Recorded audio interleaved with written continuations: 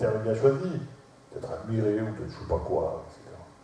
Ben, si on vous regarde, simplement vous rentrez dans une pièce et que vous sentez très bien que tout le monde autour dit « Ouais, Hélène se en plaque », ben, c'est le regard des autres, même si on ne vous dit pas. Vous savez très bien. Donc on rentrera, on parlera tout à l'heure sur la gestion de l'information de la maladie. Les réflexions des autres.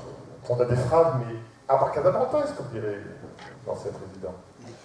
Une malade me dit, voilà, le diagnostic est fait, elle appelle sa meilleure copine. Ah super, je suis là. Ça c'est l'empathie. Je t'aide. Le soir, on dîne ensemble. La copine est un peu à court d'arguments, c'est pas facile aussi. Hein. Et elle le regarde et dit, bah dis donc, t'as pas de chance. Hein. Bon, voilà. Donc, et je suis sûr que vous avez entendu des phrases comme ça. Bah dis donc, t'as pas de chance. Bon, là, tu rentres chez toi, tu sors plus de la couette pendant 2 mois. Ah oui. Bon. Le sentiment de dévalorisation va être la résultante de tout ce qu'on a décrit juste avant. Une autre notion, c'est la notion d'injustice par rapport à la maladie. Pourquoi moi? Pourquoi j'ai ça? L'injustice naît du fait qu'on n'arrive pas à expliquer. Et ça, on est en faute, nous, entre guillemets. Les malades nous disent souvent, est-ce qu'on connaît la cause de la maladie? Et non, c'est une maladie multifactorielle. Et si je connaissais la cause, je prendrais la cause et il n'y aurait plus de maladie. Et la médecine, c'est compliqué. Les cancers, les lymphomes, les leucémies, on ne connaît pas la cause. C'est pareil, c'est une maladie multifactorielle. Et donc, cette injustice, elle repose sur pourquoi moi? Et deux, on ne sait pas en plus pourquoi j'ai ça. Et donc, cette injustice, c'est quelque chose de très difficile à vivre pour certains patients. Ensuite, l'autre, enfin, indépendant de la perte d'image de soi, c'est quand le corps n'est plus silencieux. La santé, c'est le silence des organes. Je marche, je ne pose pas de questions, j'écris. Mais à un moment donné, le corps se rappelle à nous. Alors déjà, il y a l'âge. Moi, je vois très très bien, je ne suis pas comme il y a 10 ans. Bon, voilà, c'est comme ça. Bon, je l'accepte. Mais après, quand la maladie, elle, va vous entraîner votre corps non silencieux, votre corps va vous parler. Et là, c'est gênant. J'ai une douleur, j'ai une crampe, un petit peu d'équilibre. Du coup, là, pour monter l'escalier, c'est plus difficile. Ça vous dévalorise à ce moment-là. Parce que ça rentre dans votre vie quotidienne. Et toutes ces additions de lignes fait qu'un jour, vous apercevez que vous n'êtes plus comme les autres. Même s'il n'y a rien de grave, vous n'êtes plus comme les autres. Et donc, cette notion d'insouciance, de capacité, va perturber notre image de soi. Autre symptôme à vivre, c'est la douleur.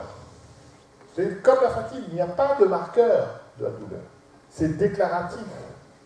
D'abord, déjà, toute douleur n'est pas due à la scoliose. Déjà, hein, il faut faire le tri.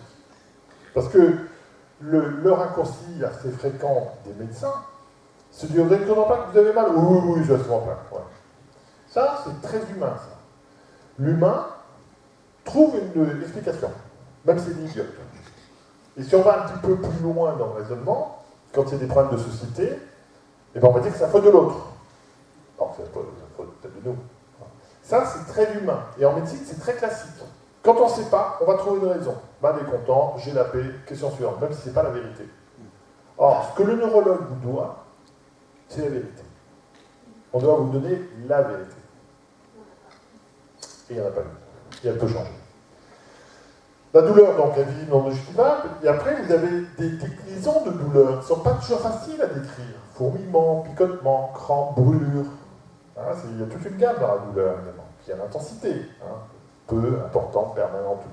Ensuite, il y a des traitements médicaux, vous les voyez ici. Et souvent, ce qu'oublie le neurologue ou le médecin généraliste, c'est que quand on n'arrive pas à traiter la douleur avec le traitement, vous avez des algologues.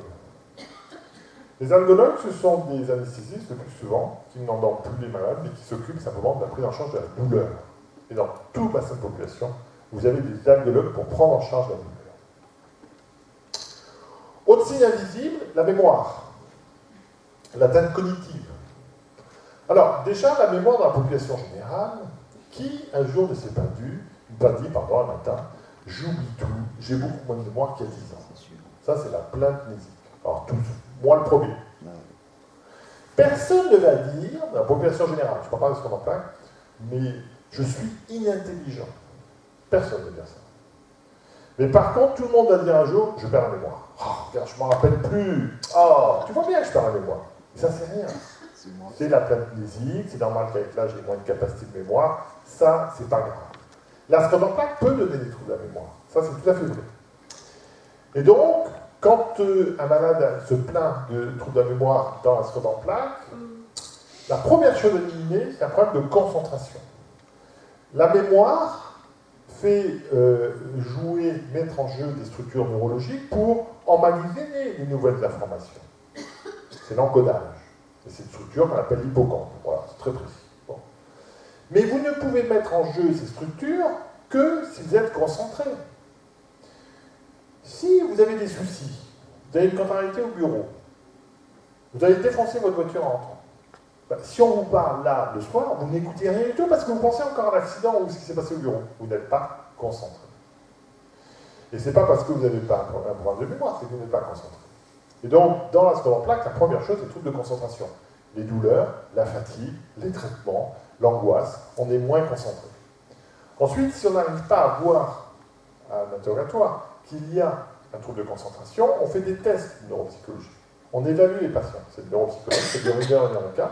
Et là, par les tests, on peut voir si oui, il y a un atteinte de la mémoire, ou si c'est un problème de concentration. C'est très fiable. Dans la sclérose en plaques, l'atteinte cognitive est un petit peu particulière en plus. Dans la maladie d'Alzheimer, c'est on oublie ce qu'on a fait la veille. Rappelez-vous, si vous en connaissez, malheureusement on en connaît, vous allez voir, dans le film Mon Inconnu, que je vous recommande, je ne fais pas la publicité, quelqu'un l'a vu? Mon Inconnu. Hein? Ben voilà, j'ai oublié, peut-être la mémoire. Bien joué. Mon Inconnu, il y avait le rôle d'un grand-mère qui oublie que des gens sont venus la voir le matin, elle avait sa bague de fiançailles, elle oublie à qui l'a donné. Ça, c'est la maladie d'Alzheimer. Voilà, c'est un peu caricatural. Dans la sclérose en plaques, c'est pas du tout ça. La sclérose en plaques, l'atteinte cognitive, c'est ce qu'on appelle le traitement de l'information. C'est-à-dire, vous allez très bien de vous rappeler ce que vous avez fait la veille. Il n'y a pas de problème. Mais par contre, je vais être caricatural, vous repassez, vous regardez la télévision et votre mari vous parle. Vous êtes perdu. Et j'ai une secrétaire que j'ai vue il y a quelques semaines, voilà, c'est pour la fois que je la voyais, elle a une sclérose en plaques, elle le dit très très clairement. Donc elle est secrétaire, donc tapez à la machine, ça va. Tapez à la machine, elle répond au téléphone, elle n'y arrive plus. Et si en plus il y a une personne qui rentre dans son bureau, elle est perdue. Dans la vie courante, il n'y a aucun problème, elle est toute seule avec sa voiture. Mais à partir du moment où il y a plusieurs informations à traiter, dans la sclérose en plaques, le malade est perdu. Et ça, il faut aller le dépister. Vous voyez, c'est assez fin. Parce que ça, souvent, les malades ne vont pas le décrire spontanément. C'est à nous d'aller le chercher. Et donc, on a des possibilités de traiter les troubles de mémoire qu'on appelle la remédiation cognitive. En fait, c'est comme l'exercice physique. On remet en route les circuits de la mémoire. C'est ce qu'on appelle la remédiation cognitive. Autre signe invisible, c'est les troubles urinaires. Ça, on estime que à peu près 50% des patients sclérose en plaques vont avoir à un moment donné des troubles urinaires. Ça ne se voit pas. C'est difficile à parler. Hein, donc là aussi, il faut bien connaître son malade. Dans les troubles urinaires, vous allez avoir deux grandes catégories de troubles urinaires. Le plus fréquent, c'est des mictions impérieuses, urgenteuses. C'est-à-dire que, voilà, dès que j'ai pipi, ben, je n'ai pas de latence. Il faut que j'aille tout de suite aux toilettes. Et sinon, il y a des accidents. Et au maximum, vous avez ce qu'on appelle le syndrome de la clé. Vous rentrez chez vous, vous mettez la clé dans la porte, il faut y aller tout de suite. Ça, c'est pas bloc, c'est un conditionnement qui dit que vous êtes arrivé au but. Voilà. Et quand on a vraiment à chaque fois un syndrome de la clé, c'est qu'il y a une décidite instable. Alors moi, j'ai une question quand je vois les patients. Hein, vous avez compris que quand vous voyez un patient sclérose en plaques, c'est comme un avion, hein, il y a un check-up. La mémoire, le moral, les douleurs, etc. Et donc, j'ai une question, donc je leur demande combien de fois ils font pipi dans la journée, la nuit. Est-ce qu'il y a des réveils nocturnes? Alors, un réveil nocturne, ça va. 3 réveils nocturnes, c'est compliqué. Et puis, je leur dis une phrase idiote. Quand vous allez vous promener en ville, ou quand vous êtes venu à la Malou, là, est-ce qu'en arrivant, la première chose que vous vous avez dit, c'est où il y a des toilettes? C'est qu'il n'y a pas d'air. Voilà. Quand vous arrivez dans un endroit, première fois que vous venez à la Malou, parce que vous n'avez pas levé le doigt, vous allez d'abord regarder la Malou. Vous n'allez pas vous dire où est-ce qu'il y a une toilette. C'est vous avez une décidite instable. Et ça, c'est des choses simples, mais ça marche à tous les coups. Quand un malade nous dit, voilà, dès que je vais au cinéma, mon angoisse, c'est qu'il n'y ait pas de toilette. C'est que vraiment, vous avez une vessie très instable. La vessie, c'est un muscle. Donc, dans la maladie, il va se contracter. Dès que vous avez une urine qui arrive, ça décharge. Et ça vous donne envie d'uriner. Puis après, il y a des traitements. Deuxième groupe de vessies, c'est ce qu'on appelle les vessies rétentionnistes. Là, c'est l'inverse. La vessie, c'est un muscle. Parfois, il dilate. Et donc, vous faites pipi, vous croyez avoir vidé la vessie. En fait, elle n'est pas vide. C'est ce qu'on appelle le résidu post-mictionnel. Il doit être inférieur à 100 millilitres. Et donc, on a des patients qui ne vident pas bien leur vessie. Il y a un peu d'urine qui arrive. Une heure après, ils ont encore envie d'uriner. Parce qu'ils n'ont pas bien vidé la vessie. C'est les vessies dites rétentionnistes. Donc, il y a deux groupes de vessies. La vessie hyper compliante. Dès qu'il y a un peu d'urine, vous déclenchez, ça vous donne envie d'uriner. Et la vessie rétentionniste, c'est-à-dire vous ne la videz pas bien, il y a un peu d'urine, ça vous donne envie d'uriner. Ce n'est pas du tout la même prise en charge. C'est un peu. Comment faire pour arriver à savoir? Il faut faire une échographie avec mesure de résidus post-mictionnel. C'est-à-dire, vous allez chez le radiologue, prenez un bon litre d'eau, vous faites pipi, il va mesurer combien il reste. Si vous avez 20 millilitres, c'est que c'est une vessie hyperfluidique, on va donner plutôt du série, du Vesicar, des médicaments qui vont relaxer la vessie. Si au contraire vous n'arrivez pas à vider la vessie, on va donner du Xatral ou de la fluoxétine qui va au contraire ouvrir un peu de sphincter pour mieux vider la vessie. Puis après, il y a le bilan urodynamique pour voir comment est votre profil urinaire, qui est parfois douloureux et qu'on essaie de faire. Voilà, ça c'est ce que je viens de vous dire à l'instant. Dans cette sphère, là on rentre dans des domaines plus sensibles, les troubles génitaux. Ça c'est compliqué là. Alors, en parler, c'est déjà difficile. J'ai revu un malade depuis plusieurs années, il m'envoie un mail en disant « il faut que je vous voie ». Ça fait l'air assez urgent. Bon. C'est un homme, il a 5 ans, hein. Très bien. Et en fait, il vient me voir parce qu'il ne n'osait pas le dire, c'est que sa femme était toujours là, et depuis 1 an et demi, il est impuissant. Pas facile ça à dire. Donc après, voilà, il y a des conseils. Donc, les troubles génitaux, c'est difficile à en parler. Vous avez plusieurs niveaux. D'abord, il y a la libido. La libido, c'est l'envie. La libido, c'est, même pour les hommes, mesdames, c'est extrêmement cérébral. J'ai envie. Et donc, quand vous êtes fatigué, vous avez des soucis, des contrariétés, des traitements, une maladie, etc., la libido, elle baisse, bien sûr. Ça, c'est tout à fait normal. Ensuite, vous avez des troubles organiques. Là, c'est plus la libido. J'ai envie, mais je ne peux pas. Et c'est avant tout chez l'homme, avec l'impuissance, l'absence d'éjaculation.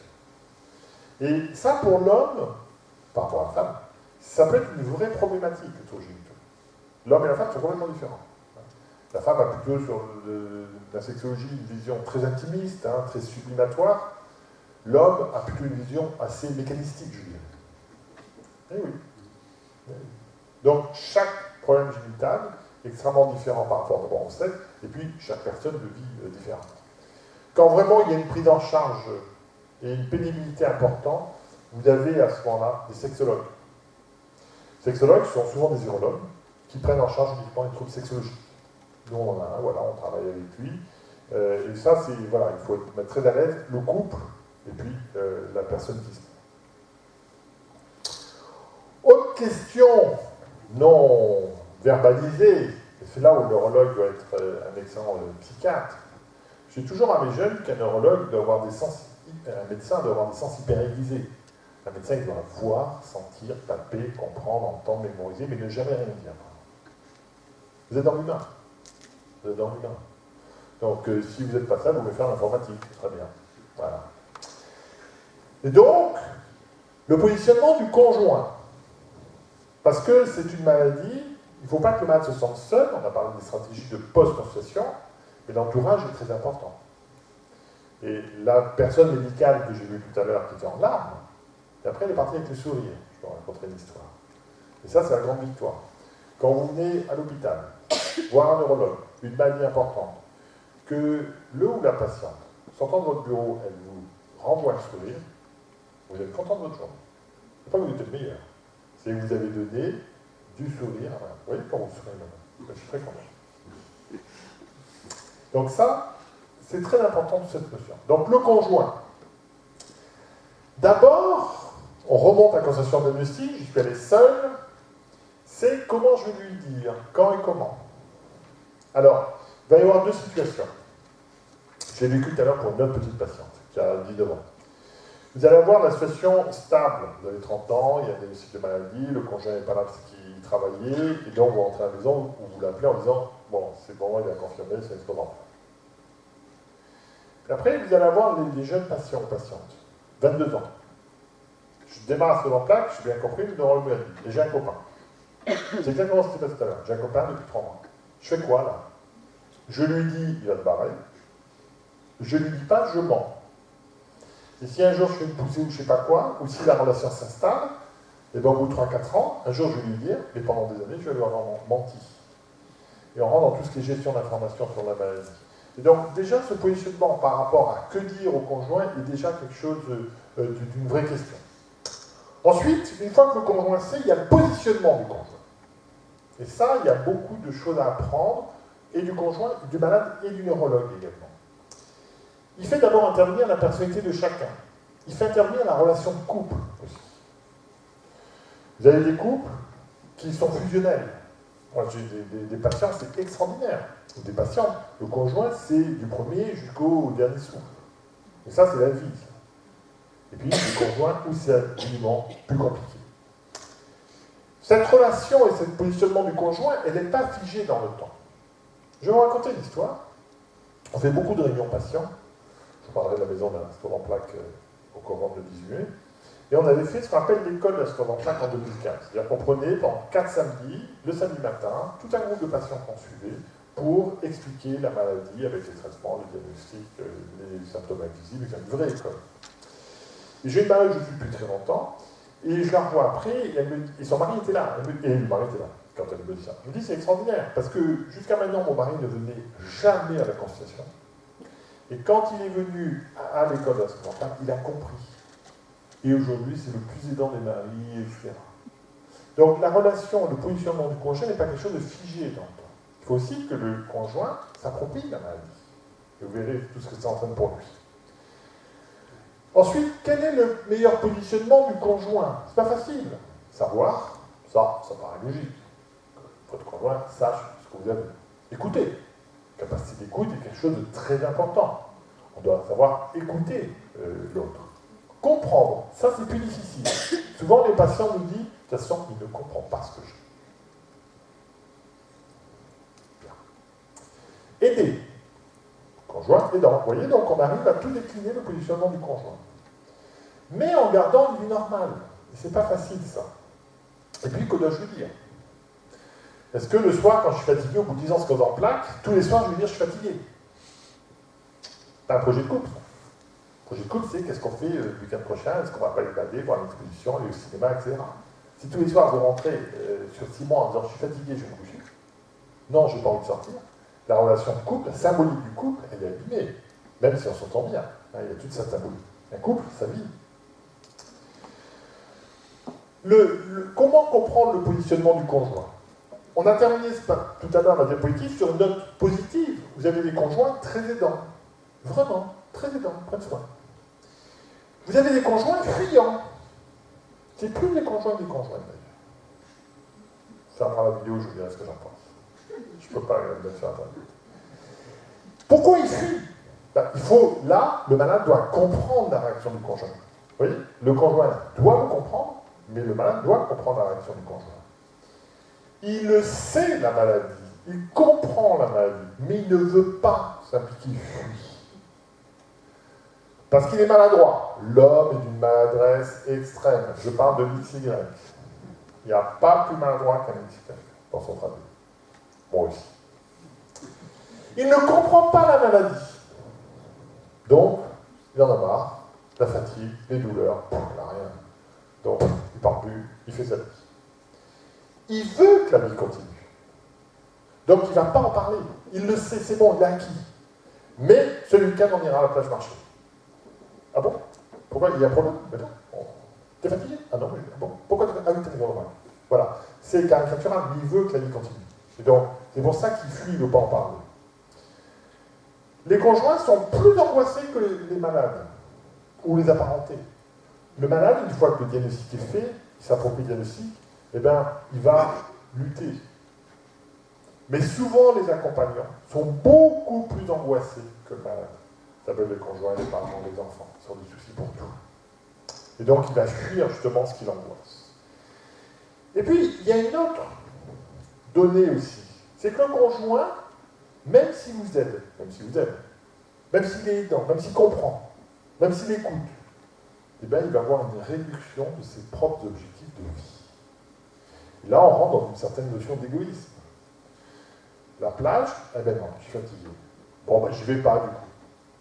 Le jardin, oh ben non, on va pas jardiner, etc. Bon, ben, je le fais tout seul. Mais j'en ferai moins. Le cinéma, non, je suis fatigué, on va pas... Ok, pas de problème, je regarde la télé, t'as pris Sabatini. Sébastien, super.